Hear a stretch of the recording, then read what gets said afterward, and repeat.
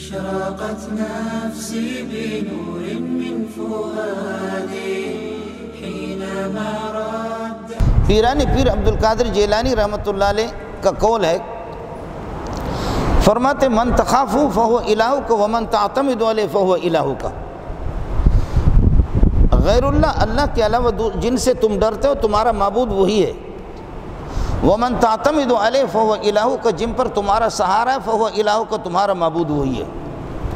ہماری بدبختی یہ ہے کہ ہم یہ سمجھتے کہ جو بتوں کی عبادت کرتے تو وہ مشرک ہے، جو گھوڑوں کو پوجتے وہ مشرک ہے، اور جو درختوں کے دائیں بائیں اعتکاف کر کے گھومتے پھرتے طواف کرتے تو وہ مشرک ہے، اور جنہوں نے اپنے گھر کے اندر بت رکھے ہوئے تو وہ مشرک ہے، جو کسی غیر اللہ کو اپنی مصیبتوں میں پکارے تو وہ مشرک ہے۔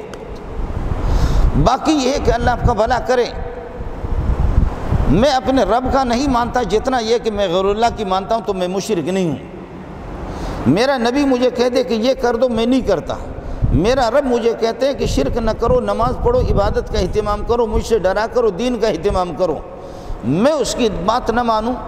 میں اللہ سے اتنا نہیں ڈرتا جتنا میں امریکہ سے ڈرتا، یورپ سے میں ڈرتا ہوں۔ خیال کر لینا، مشرک صرف یہ نہیں ہے کہ بتوں کی عبادت کرے یا گھوڑوں کی پوجا کرے یا یہ کہ درختوں کا طواف کرے یا کسی قبر سے جا کر کے مدد مانگے، مشرک یہ نہیں ہے۔ یہ بھی پرلے درجے کا مشرک ہے کہ جو امریکہ سے ڈرتا ہے۔ یہ عبد القادر جیلانی کی عبارت الفتح الرحمانی کی آپ کو بتا رہا ہوں۔ ایک ہے الفتح الربانی، وہ الگ چیز ہے، الفتح الرحمانی۔ فتح الرحمانی میں حضرت فرماتے من تخافو فہو الہک، جن سے تم ڈرتے ہو، جن کو اپنے معبود جیسے اللہ سے ڈرا جاتا ہے، اللہ سے بھی ہم اتنے نہیں ڈرتے جتنے اس منحوس سے ڈرتے ہیں۔ فہو الہک، تو تمہارا الہ وہی ہے کہ جس سے تم ڈرتے ہو۔